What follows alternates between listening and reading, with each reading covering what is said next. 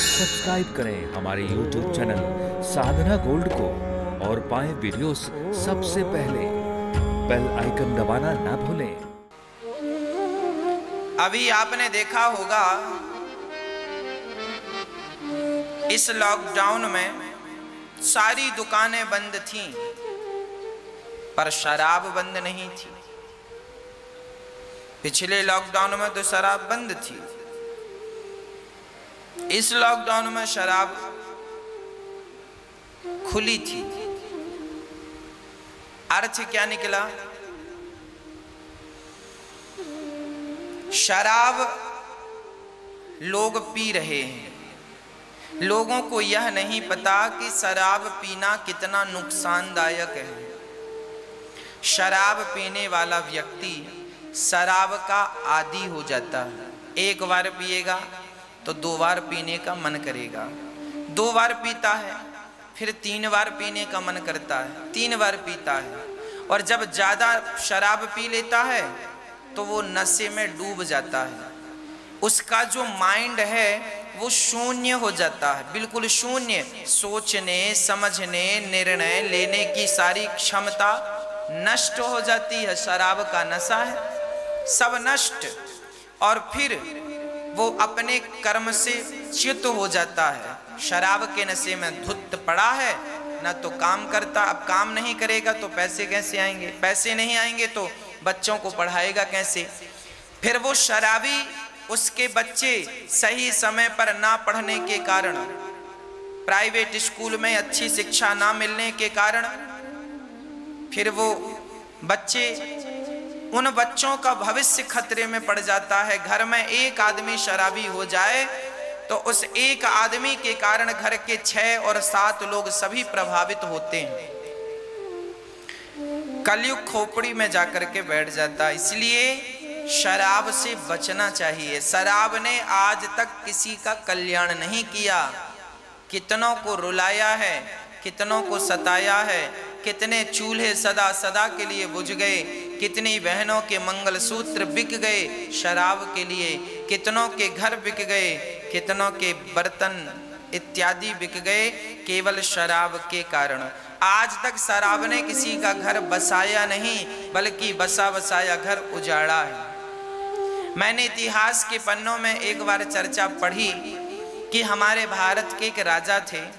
उन्हें एक मुसलमान राजा, जब हमारा भारत मुगलों के हाथ में चला गया, मुगल आ गए, तो एक मुगल शासक जो था सिकंदर,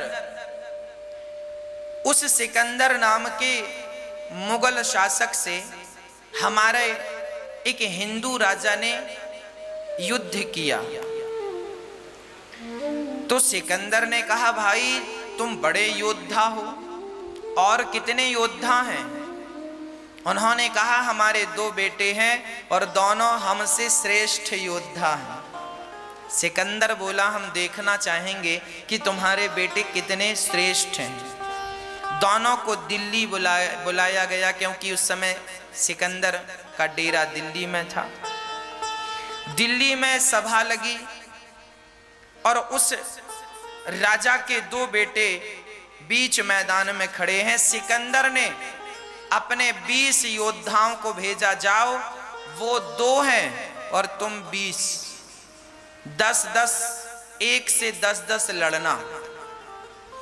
सिकंदर देख ही रहा था, 20 योद्धा गए सिकंदर के, तो हमारे क्षत्रिय राजा ने, उन दोनों भाइयों ने 1 मिनट के अंदर उन 10 लोगों को, 10 दूनी 20, मतलब 20 लोगों को ढेर कर दिया। केवल 2 लोग देखते 1 मिनट के भीतर 20 मर गए। सिकंदर को लगा ये तो चुटकी में मार डाला। उसने 40 सैनिक भेजे, एक आदमी से लड़ने 40, मतलब 80 लोग गए, तो उन्हें भी उन दोनों ने झट से मार डाला। ये बिल्कुल सच्ची घटना बोल रहा हूं मैं। वो कौन से राजा थे मुझे नाम स्मरण नहीं है, बस कथा मैंने सुनी है, वो सुना रहा हूं। उन दोनों बेटों ने सिकंदर के सारे सैनिक ढेर करने लगे। अब तो जितनी सेना थी दोनों ने सारी सेना को काटना शुरू कर दिया। सिकंदर घबराया तो क्या हुआ, सिकंदर के कुछ लोगों ने पीछे से जाकर उन दोनों का सिर काट दिया। दोनों क्षत्रिय राजाओं का सिर काट दिया। जब सिर कटा तो आप आश्चर्य मानेंगे, उनका धड़ लड़ता रहा। सिर कट के गिर गया पर धड़ उनका, तलवार वो चलती रही और धड़ लड़ता। धड़ ने भी सैकड़ों सैनिकों को मारा, केवल धड़ ने। अब राजा घबराया, राम राम राम, ये क्या है? तो किसी हिंदू व्यक्ति से पूछा सिकंदर ने, वो तो मुसलमान, उसे तो कुछ समझ आया नहीं। तब हिंदू से पूछा कि भाई ये इनका धड़ कैसे लड़ रहा, अब इसका क्या करें? तब किसी ने कहा कि ये अपने इष्ट की पूजा करते हैं, ये भगवान की पूजा करते हैं। इनके इष्ट जो भगवान हैं वो भगवान इष्ट इनके, हम सबके इष्ट होते हैं ना, इनके इष्ट ही इनके शरीर में सवार होकर और वो रक्षा कर रहे हैं। तो क्या करें अब इसका तोड़ क्या है? तो किसी ने कहा इन पर शराब का छिड़काव किया जाए, इनके धड़ पर शराब।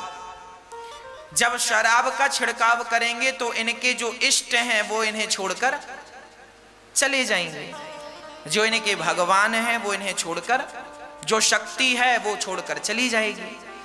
सिकंदर ने शराब का छिड़काव कराया धड़ पर। जैसे शराब की बूंद गई वो धड़ वहीं गिर गए। अर्थ क्या निकला? ये बिल्कुल सच्ची घटना है। इससे यही अर्थ निकलता है कि जब हमारा शरीर शराब को टच करता है तो हमारे इष्ट, हमारे परमात्मा हमारा साथ छोड़ देते हैं।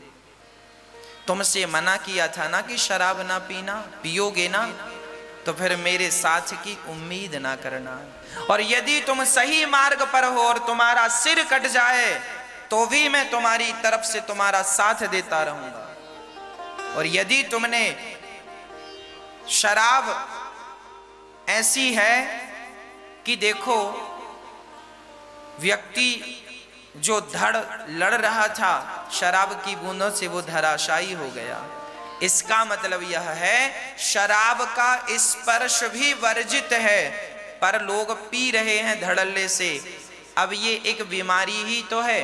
भारत में कोरोना जितना खतरनाक है उससे करोड़ों गुना ज्यादा खतरनाक यह है कि आज युवा पीढ़ी शराबी बन रही है, युवा लोग शराब पीने लगे।